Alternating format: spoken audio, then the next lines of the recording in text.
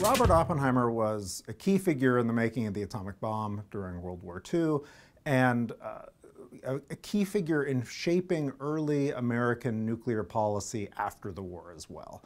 And that latter part of his work, I think, is less well known to most people. Most people know him as the father of the atomic bomb. A lot fewer people know that he was deeply involved with many discussions about maybe even the abolition of nuclear weapons, but also how you use nuclear weapons in a modern Cold War. He was involved in all of these kinds of things. I'm Alex Wellerstein. I'm a historian of nuclear weapons, and I work at the Stevens Institute of Technology. The most interesting thing about Oppenheimer is that, by any measure, he is not who you would have picked to be the scientific director of the Manhattan Project. And people around were surprised that he was picked. He had no administrative experience. He had never led any group of people larger than a seminar room. His reputation was as a scientist. He is a head in the clouds, lots of equations. He was a terrible teacher. He would chain smoke while writing equations over other equations he had already written. This is a sort of famous tactic of his. If General Groves, big military engineer, comes and tells you, scientists, you need to do this thing, you need to adopt this secrecy you don't want, you need to go live on a place with a bunch of fences and guards around it, scientists are not going to be happy with that.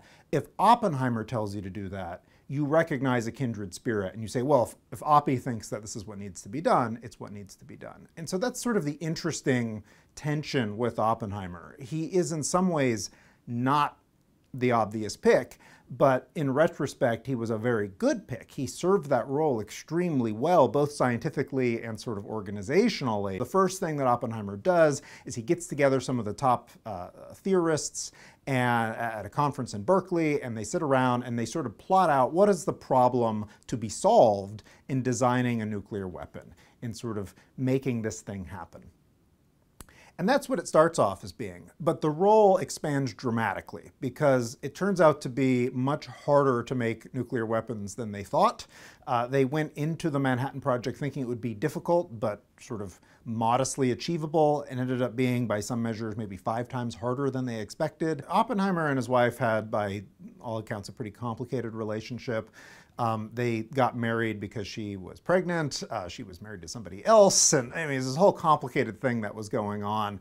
And over the course of their long marriage, they seemed to have real strains regarding the amount of stress and sort of interpersonal things. But she was an important part at the laboratory of sort of managing this almost social world in part, as well as everything else. There's this funny asymmetry going on where the Americans are more afraid of the German atomic program than the Germans were afraid of an American atomic program. And that drove the Americans to actually build the bomb.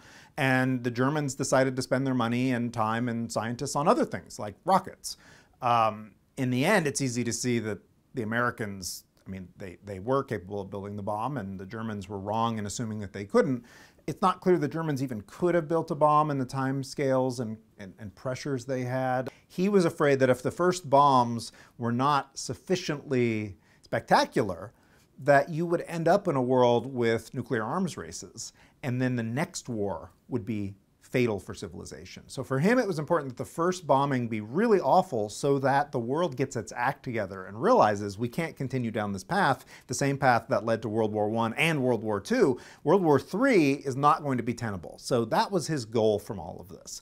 And so for him, the worse things are in Japan, in some sense, the better. Easy to try and make Oppenheimer into a parable. And of course, all parables are a parable of our time. And so it'll be interesting to see what the parable of Oppenheimer is for us now, as opposed to what it was in the 50s or 60s, when also fictional media were being made about him, or even the 80s. But he himself hated being cast as a parable. He was very bitterly resistant to any of these things in his time. He saw all of these things as being just sort of tawdry and not the right issue to be focusing on. Oppenheimer famously opposed the building of the hydrogen bomb. The very first hydrogen bomb was detonated in 1952. It was 10.4 megatons, millions of tons of TNT, so that's 10,000 kilotons.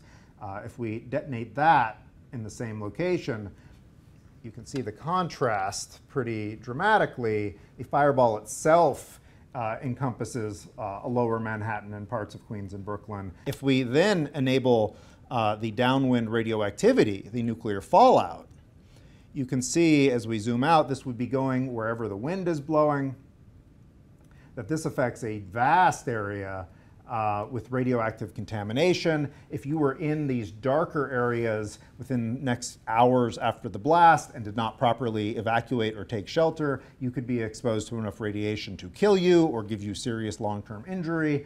Even these lighter areas are going to raise your cancer rate by some amount. This whole area here is going to be a hard place to grow food or live over the long term without serious remediation. And so all of this is just one bomb. New York is a very large geographic city compared to Hiroshima, so one atomic bomb of this size in New York only knocks out downtown or part of one of the boroughs. In Hiroshima, you get the whole city in this. And so at actual Hiroshima in 1945, about 50% of the people in the city were either killed or injured by the atomic bomb going off, which is a pretty high percentage for any attack against the city. So the original targeting plan for Nagasaki was to drop the bomb more like here, so you could maybe affect both ends of the city. For various reasons, they were significantly off target. They put it in the middle of this valley. Coincidentally, there happened to be a war plant here and then a war plant at the top of it up here. And so they claimed that was what they were trying to destroy. That's an after-the-fact reference. For like creating that footage that you use in websites and into the they made like a dynamic, exciting classroom. Good point. So it's also sort of de facto socially dead. So who's to blame for this accident? You could blame Mother Nature, which is what a lot of people do, right? What was the fault in the Fukushima accident? It was a historically large earthquake. You want to know my secret? Great job. This is how bad it got. I wrote a program that